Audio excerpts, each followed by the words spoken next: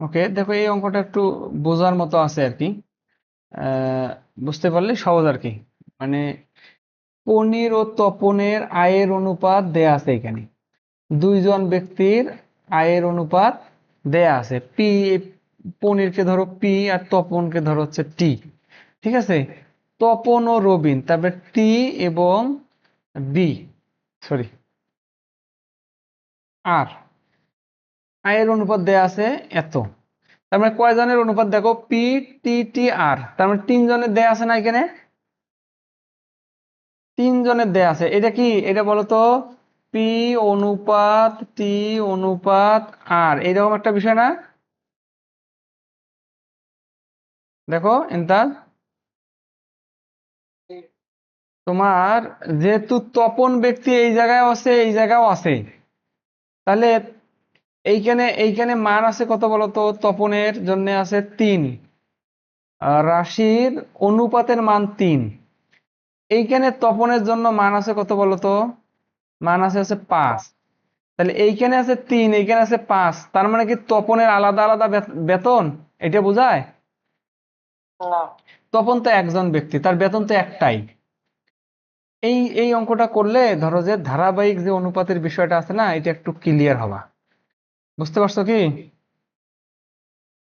মানে ধারাবাহিক অনুপাতটা একটু আগে যে দেখালাম, ওইটা মূলত কেন ওইরকম হলো, কেন আমরা দুইটা জিনিসকে একত্রে মিলিয়ে হঠাৎ করে 30-30 বানিয়ে একত্রে লিখলাম, তাই না? দেখো এই যে মাঝখানে এখানে 30 দিয়ে দুইটা অনুপাত ছিল আলাদা আলাদা, একত্রে হঠাৎ করে করে ফেললাম কেন? কারণ আসলে এই ধারাবাহিক অনুপাত দ্বারা যেটা বোঝাচ্ছে, এইখানে দ্বিতীয় অনুপাতটা আর এখানে প্রথম অনুপাতটা মূলত একটা রাশিরে ছিল। বুঝতে পারছো?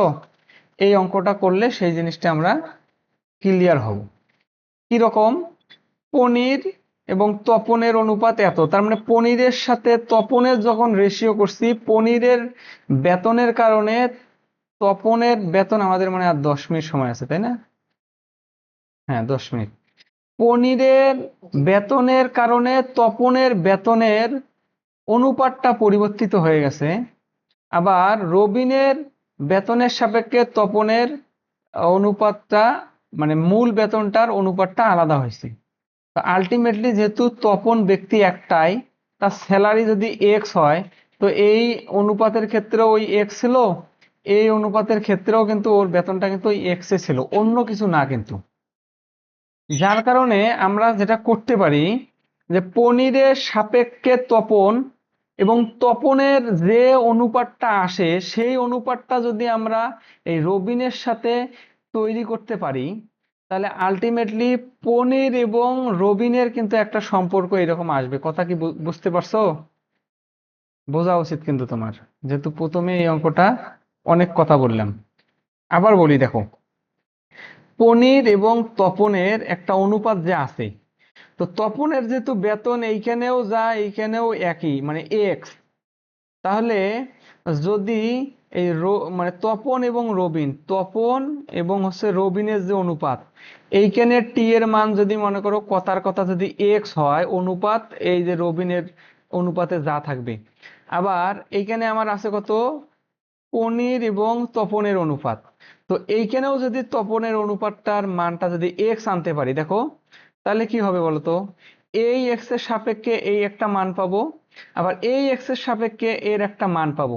তাহলে আলটিমেটলি এক্স যখন মনে করো হয়, তখন এই রবিনের অনুপাত হচ্ছে আর, এইদিকে যখন এক্স হয় তখন হচ্ছে পি। তাহলে আলটিমেটলি পি ইকুয়াল টু আর লেখা যাবে, যদি তোমার ওই এক্সটা সমান হয় উভয় ক্ষেত্রে, তাই না বিষয়টা? যেটা আমরা ধারাবাহিকভাবে লিখি কিভাবে, ধারাবাহিকভাবে লিখি হচ্ছে পি অনুপাত হচ্ছে এক্স অনুপাত হচ্ছে আর। বুঝতে পারছো? আচ্ছা, ধরলাম যে কঠিনই মনে হলো, এখন আমরা প্র্যাকটিক্যালি জিনিসটা করলে আগের অঙ্কটার সাথে এই জিনিসটার মিলবে, এরপরে আমরা আসল স্বাদটা পাবো আর কি। দেখো, তাহলে আমি চাচ্ছি কি, এইখানে 3 আছে এখানে 5 আছে, এটা এক এক করবো। তাহলে কি করবো বলতো, ওই যে 4:3 আর আছে 5 কত, 4। তাহলে এটা নতুন অনুপাতটা, ধারাবাহিক অনুপাত তৈরি করো। 20 অনুপাত হচ্ছে 15 অনুপাত হচ্ছে কত, 12। এটা তো হলো আমাদের শর্টকাট নিয়মে। কিন্তু আলটিমেটলি আমাদের কথা কি ছিল বলতো? আমাদের কথা ছিল হচ্ছে এই জিনিসটাকে এইটার একটা সমানুপাত তৈরি করা। কি? এটাকে গুণ দিব, সম্পূর্ণটাকে গুণ দেবো কত? 4 গুণন হচ্ছে 5, আর তার সাথে অনুপাত আছে কত? এই যে এই 5 দিয়ে গুণ দিচ্ছি, তাহলে 3 গুণন হচ্ছে 5। এইটার সমানুপাত এইটা, যেহেতু উভয় পক্ষে 5 দিয়ে গুণ করছি, এইটার সমানুপাত কত হবে? এই যে 3 দিয়ে গুণ করো, তাহলে 5 গুণন 3, এরপরে হচ্ছে কত তোমার 4 গুণন হচ্ছে 3, তাই না? তাহলে এখানে আলটিমেটলি এই জিনিসটা দাঁড়ায় কত? এটা হচ্ছে যে তোমার 20 অনুপাত হচ্ছে 15, আর এইটার দাঁড়ায় কত? 3 5 15 অনুপাত হচ্ছে কত? এইটা কত ছিল? 3 দিয়ে গুণ করছি, 12। ঠিক আছে? ওই যে দেখো, এইটা কি পনির না? তপন না? এটা তপন। এইটা কি তপন না? কারণ কি, এইটা তো প্রথমটা ছিল পনিরের, এটা ছিল পনিরের, এটা ছিল তপনের, তাহলে এটা পনির, এটা তপন। আর দ্বিতীয়টাতে তপন এবং রবিন, তাহলে প্রথমটা ছিল হচ্ছে আমার তপন, দ্বিতীয়টা হচ্ছে আমাদের রবিন। তাহলে দেখো মানে এইখানে তপনের যা, এইখানে একই মান, তাহলে এইটার সাপেক্ষে 12, আর এইটার 15 সাপেক্ষে 20। তাহলে 12 মানে 15 যখন তপনের হয় তখন রবিনের হয় 12, আর এইখানে প্রথম ক্ষেত্রে যখন তপনের 15 হয় তখন পনিরের হয় 20। তাহলে আলটিমেটলি এই জিনিসটার মধ্যে একটা ধারাবাহিক একটা রিলেশন আছে না, বলতো? আচ্ছা, এখন আমাদের মেইন প্রশ্নে আসো। পনিরের আয় কত টাকা হলে, 120 টাকা হলে রবিনের আয় কত? দেখো, পনিরের আয় হচ্ছে এটা পনির, এটা হচ্ছে তপন, এটা হচ্ছে কি আমাদের রবিন। তাহলে দেখো যে পনিরের আয় দেয়া আছে কত, এটা তো অনুপাত, এটার সঙ্গে ওই যে জিসিডি যদি গুণ করতাম তাইলে কিন্তু আমরা পনিরের আয়টা পেয়ে যাইতাম, তাই না? তো আমাদের ধরো, হ্যাঁ, একবারে বের হয়ে যেত। ধরো যে আমাদের আপাতত আমরা ওই লাইনে যাচ্ছি না, আমরা জানি না জিসিডি কত, কিন্তু আমরা এইটা তো জানি যে পনিরের যদি 20 টাকা আয় হয় তাহলে তপনের ওই সময় আয় হয় হচ্ছে 12 টাকা। কথা সত্য না মিথ্যা? এই জন্যই তো অনুপাত, নাকি? অনুপাতের ব্যবহারটা বুঝতে পারছো কি? যে পনিরের যদি 20 টাকা আয় হয় তাহলে রবিনের আয় হয় 12 টাকা। এটাই তো অনুপাত বোঝায়, তাই না? বা পনিরের যদি হচ্ছে তোমার 20 টাকার আয় হয় তাহলে তপনের আয় হয় হচ্ছে 15 টাকা। তো আমাদের প্রশ্নের মধ্যে সম্পর্ক দেয়া আছে পনিরের, প্রশ্নের মধ্যে সম্পর্ক দেয়া আছে কার? পনিরের আয় দেয়া আছে 120 টাকা, তাহলে রবিনের আয়টা কত? তাহলে আমরা কি করতে পারি বলতো?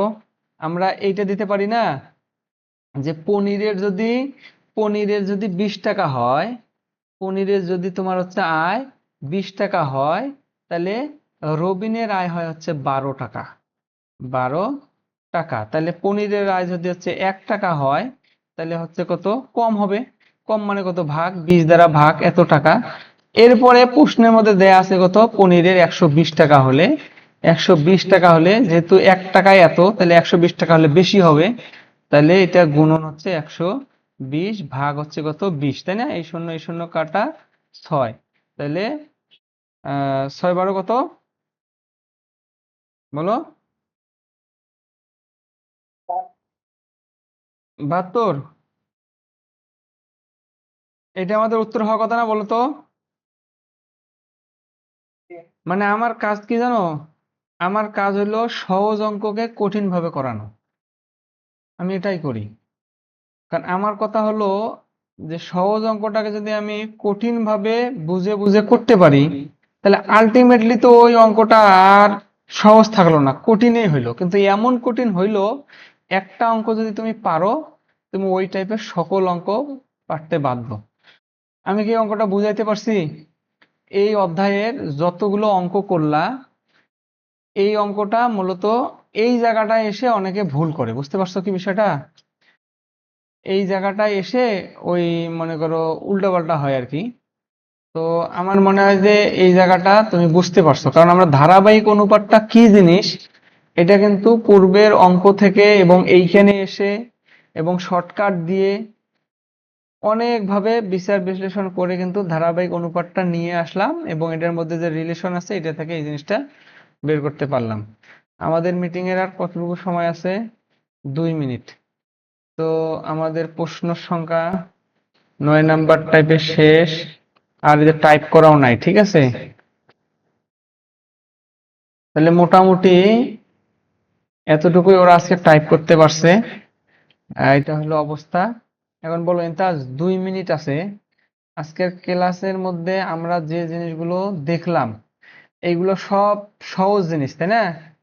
বাদ বাকি আমি এই সহজ জিনিসগুলোর মধ্যে কিছু জিনিস মনে হয় একটু তোমার কনসেপ্ট ক্লিয়ার করতে পারছি। যেমন ধরো সর্বশেষ যে অঙ্কটা করাইলাম, আবার ধরো এই যে এই অঙ্কটা একটু মনে করো বোঝার ছিল। আর বাদ বাকি তো সংজ্ঞাগুলো যেভাবে দেখিয়েছি ওইগুলো যদি বুঝে থাকো তাহলে আসলে এই অঙ্ক তেমন কোনো কঠিন কিছু না, তাই না? এই যে এখানে কয়েকটা সংজ্ঞার কথা বলছি না, এই সংজ্ঞা কয়টাই আর কি এখানে জানার ছিল। তো এই সংজ্ঞা কয়টা ওই টিউটর ডাইজেস্ট বইয়ের মধ্যে ভাই হচ্ছে সুন্দর করে দিয়ে রাখছে। কোথায় গেল দেখি, আমি একটু যদি এখানে ছবি দিতে পারি তাহলে ভিডিওটা শেষে ভালো হবে। এটা নিয়ম হচ্ছে 8, নিয়ম 8-এর মধ্যে পড়ছে। ধরো গ্রুপেই দিলাম, আবার আমাদের ভিডিওটা কোথায় গেল, ধরো একদম শেষে সিলেক্টে দিই আমরা। এই যে সংজ্ঞা কয়টা এখানে দেয়া আছে, ঠিক আছে? এটা প্রত্যেকটা বইয়েতেই আছে মূলত। আমি তো একটু বুঝিয়ে দিলাম। বাদ বাকি তাহলে আজকে ক্লাসটা এইখান পর্যন্তই থাকলো ইনতাস, ঠিক আছে? আহ কোনো প্রশ্ন আছে? না থাকলে ক্লাসটা শেষ করে দেবো, হ্যাঁ?